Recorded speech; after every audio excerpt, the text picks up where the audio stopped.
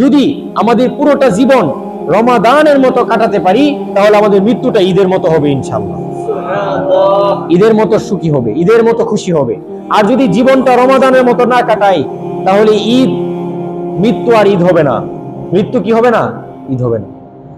মনে রাখবেন, মৃত্যু এটা সবার লেখা, আসবেই।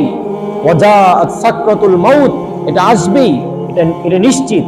পৃথিবীর সবচেয়ে নিশ্চিত বিষয়টাকে আমরা অনিশ্চিত বানায় ফেলছি। পৃথিবীর, আমার জীবনের সবচেয়ে নিশ্চিত বিষয়টা হলো মৃত্যু, যেটা কিছুক্ষণ পরে আসতে যাচ্ছে।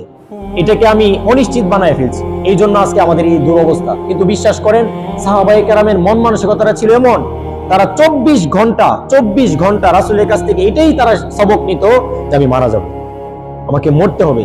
সাইয়্যিদুনা ওমর রাদিয়াল্লাহু তাআলা ওনার পাশে যে খাদেম ছিল, খাদেম সবসময় শুধু বলতো, ওমর তোমাকে মরতে হবে। খাদেম সবসময়, মানে খাদেমের কাজই ছিল উমরকে এটা কি করে দেওয়া, স্মরণ করে দেওয়া। উমর তোমাকে কি করতে হবে? আপনিও নিজেকে এটা বলেন, ভাই তোমাকে মরতে হবে, তোমাকে মরতে হবে। যদি কেউ এটা ভাবে যে আমি মরবো, তার দ্বারা আদৌ কোনো ভয়ঙ্কর অপরাধ করা সম্ভব না। আমরা মৃত্যুকে ভুলে গেছি দেখে আমাদের এই অবস্থা। এজন্য এটাকে স্মরণ রাখবেন।